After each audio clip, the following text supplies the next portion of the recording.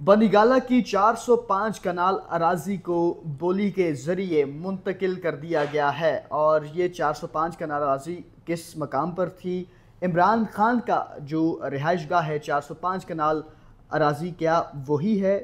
اس کی حقائق کیا ہیں؟ یہ ساری تفصیل حقائق کے ساتھ آج کی اس ویڈیو میں ہم آپ کے سامنے رکھیں گے۔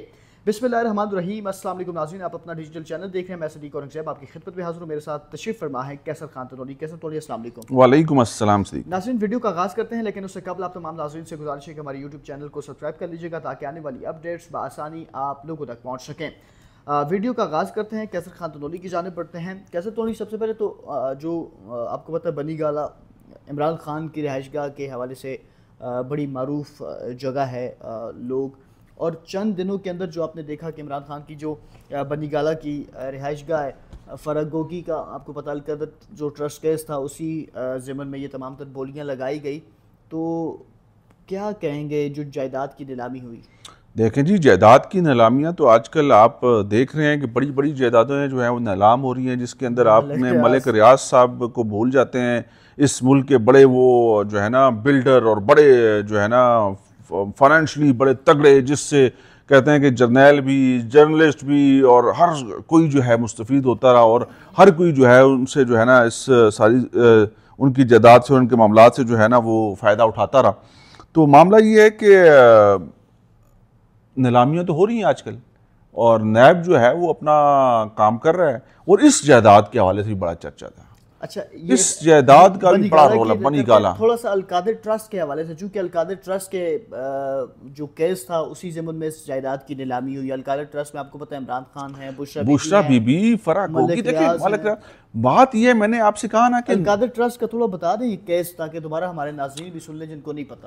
دیکھیں جی، القادر ٹرسٹ تو ابھی میں پہلے تھوڑا سا اگر کہیں تو اس کے حوالے سے بتا دوں کہ یہ معاملہ ہوا کیا۔ بنی گالہ کی زمین کا جب ذکر ہوا نا، اور نیب کی بولی کا ذکر ہوا، تو نیب حکام کے حوالے سے وہاں پر باقاعدہ ایک ٹینٹ لگایا گیا، کرسیاں لگائی گئی، نیلامی کے لیے لوگوں کو بلایا گیا، اشتہار جاری کیا گیا تھرو پراپر چینل، جو سارے کام جیسے ہوتے ہیں ویسے ہی کیے گئے۔ اب بولی میں کون کون شریک ہوا یہ بعد میں بتائیں گے، لیکن مسئلہ یہ ہے کہ جب بنی گالہ کا نام آیا تو لوگوں نے کہا کہ بنی گالہ جو عمران خان کا 350 کنال کا گھر ہے وہ شاید نیلام ہو گیا ہے، لیکن ایسا نہیں تھا۔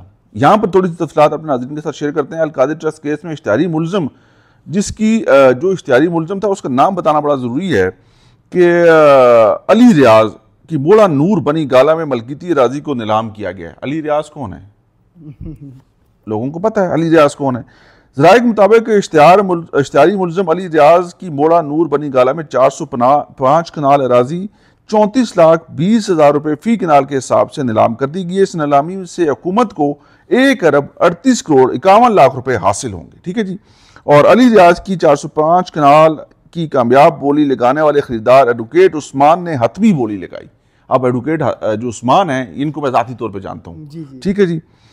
دوسری جانب فرد شہزادی عرف فراگوگی کی 248 کنال زمین کی نیلامی کے لیے کوئی بولی نہ لگی۔ معاملہ یہ ہے کہ یہ سب کنیکٹڈ ہیں، اور کل آپ دیکھیں گے کہ شاید کوئی بڑی خبر آ جائے۔ بڑی خبر سے مراد جو لوگ سننا چاہتے تھے کہ جب بنی گالہ کی زمین نیلام ہو رہی ہے وہ عمران خان کا بنی گالہ والا گھر یا ان کی وہ لینڈ تو نہیں ہے، ابھی تک تو نہیں تھی، کل ایسا ہو بھی سکتا ہے، کل یہ معاملہ ہو بھی سکتا ہے۔ لیکن تھوڑا سا یہ بھی ذکر کر رہے ہیں، اب خان کا جب اقتدار تھا، عیاشی کرنے والی یہ فراگوگی، اتنی عیاشی اس نے کی، رگڑے میں خان ہے بیچارہ۔ دیکھیں جی، خان صاحب بہت معصوم ہیں۔ خان صاحب اپنی معصومیت میں مارے گئے، باتوں میں آ جاتے ہیں، کانوں کے معصومیت میں مارے گئے۔ میں نے کہا نا کہ خان صاحب ان کی نیت پہ، ان کی کوششوں کے اوپر کسی کو کوئی شک نہیں، میری ذات کو کم از کم نہیں ہے، لیکن جو رائٹ اور لیفٹ ان کے جو لوگ تھے نا، وہ رائٹ اور لیفٹ والے سارے چور تھے، سارے کرپٹ تھے۔ وہی ان کو کہتے تھے کہ یہ جو باہر حکومت کے اپوزیشن کے لوگ ہیں یہ سارے چور اور کرپٹ ہیں، یہ ڈاکو ہیں، لٹیرے ہیں، اور وہی خان صاحب اسٹیج پہ کھڑے ہو کے کہتے تھے یہ چور ہیں، یہ ڈاکو ہیں، لٹیرے ہیں۔ بات یہ ہے کہ آپ کے 2 دن اندر بھی نہیں رہے، آپ کے ارد گرد لیفٹ رائٹ وہی لوگ تھے جو انہی لوگوں سے، لٹیروں سے آپ کے پاس آئے تھے، وہی آپ کو سارے جو ہے نا آ کے خبریں دیتے تھے، اور وہی آپ کو مروانے والے وہی ہیں، آپ کو پھنسانے والے وہی ہیں، اور آپ نے ان کی باتوں پہ بس آپ نے میرے سے سنی، میری بات کر دی، آپ سے سنی، ان کی بات کر دی۔ تو اس طرح سے خان صاحب کا جو ہے نا وہ سیاسی جو کیریئر میں سمجھتا ہوں وہ خطرے میں پڑا، اور ان کی زندگی کو بھی شدید خطرات لاحق ہوئے۔ وہ جیل کے اندر ہے آج پچھلے 2 سال سے، مطلب ان کے لیے مشکلات بڑھی، ان کی جماعت کے لیے مشکلات بڑھی، جو کہ جماعت عوام کے اندر مقبول ہے۔ جو جماعت ایک پوزیشن رکھتی ہے، جو جماعت کا ورکر آج بھی ان کے لیے باہر نکلنے کو تیار ہے، گولی کھانے کے لیے تیار ہے، صرف عمران خان کے لیے، صرف بانی پی ٹی آئی کے لیے. باقی میں نے کہا نا کہ کوئی بندہ بس باقی کوئی بندہ ہے ہی نہیں ان کی جماعت میں. اور اب ان کو فیصلے کرنے میں آسانی ہوگی. اگر وہ رہا ہو جاتے ہیں، اگر وہ باہر آ جاتے ہیں، تو ان کی میں سمجھتا ہوں کہ اتنی ٹریننگ ہو چکی ہے، اتنے ان کو اوپر چیزیں عیاں ہو چکی ہیں، اتنی چیزیں کلیئر ہو چکی ہیں کہ وہ پاکستان کی سیاست کو اس حد تک سمجھ گئے ہیں کہ وہ ناکام نہیں ہو سکتے. کیسر تولی بہت شکریہ. ناظرین ویڈیو کا اختتام کریں گے. اختتام سے قبل ایک بار پھر آپ سے گزارش ہے کہ ہمارے یوٹیوب چینل کو سبسکرائب کر لیجیے گا، ویڈیو کو لائک کیجیے گا، شیئر کیجیے گا، کمنٹ سیکشن میں اپنی رائے کا اظہار ضرور کیجیے گا کہ جو پاکستان تحریک انصاف کی قیادت موجودہ جو ہے ان سے فیصلوں کے اختیار لے کے صرف اور صرف فیصلے کا اختیار عمران خان کو اپنے پاس رکھنا چاہیے یا نہیں، اس کا حل کیا ہے. کمنٹ سیکشن میں اپنی رائے کا اظہار ضرور کیجیے گا. اسی کے ساتھ مجھے اور کیسر خان تنولی کو اجازت دیجیے. اللہ حافظ. پاکستان زندہ باد.